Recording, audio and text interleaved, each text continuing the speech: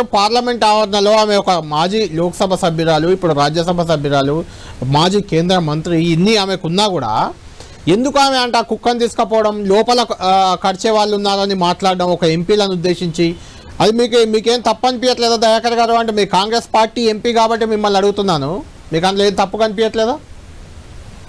ఇప్పుడు అంటే బైరవుడు అంటే లెక్క లేదన్నమాట. అంటే బైరవుడు లెక్క ఉందని అసెంబ్లీ లోపలికి పార్లమెంట్ లోకి తీసుకొని వెళ్దామా? కాల బైరవుడు అంటే లెక్క లేదు మీకు, అంతే కదా. ఈ బీజేపీ వాళ్ళకు అంటే కుక్క అంటే అంత హీనంగా అనిపించిందా మీకు? అది ఇప్పుడు ఆలోచించాల్సింది అది కూడా. ఎందుకంటే కుక్కను తీసుకపోతారండి, కుక్కనని చాలా ఏమంటారు అలుసుగా మాట్లాడుతుండ్రు కదా. ఎవరు కుక్క రూపం ఎవరు? ఇలా కాల భైరవుడు వచ్చి పార్లమెంట్ కి వస్తే దయాకర్ గారు శివుని మెడలో నాగుపాము ఉంటుందని పాముని తీసుకొని వెళ్తామా? ఎలుక అనేది గణేష్ వాహనం అని ఎలుకలను పట్టుకొని వెళ్తామా పార్లమెంట్ లో? ఎలుకలు పెంచుతారా?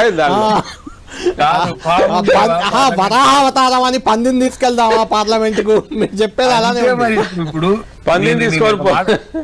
నేను ఒక మాట చెప్తాను, ఆమె చాలా స్పష్టంగా చెప్పింది.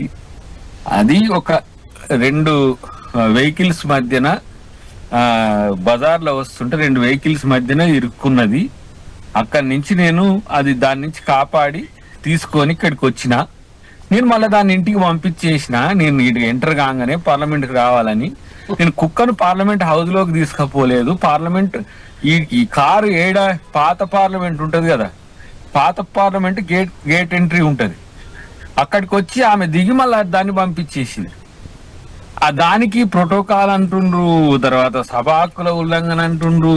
అసలు ఎన్ని రకాలుగా బీజేపీ వాళ్ళు చేస్తారంటే అన్ని రకాలుగా బీజేపీ వాళ్ళు చేస్తారు. అది మా సీతారాం నాయక్ గారి మాటల్లో కూడా మనకు ప్రతిధ్వనించింది. ఎందుకంటే ఆయన కూడా ఫీల్ అయినట్టు నాకు కనపడ్డది చాలా వ్యక్తిగతంగా.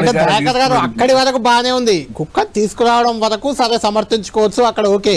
కానీ ఆ తర్వాత ఈ కుక్క కరవదుదని మూతి చూడండి చిన్నగానే ఉంది, లోపల ఉన్నారు కలిసే వాళ్ళంటూ ఎంపీలను ఉద్దేశించి చేసిన వ్యాఖ్యలు కదా దుమారం చెప్తున్నారు ఇప్పుడు.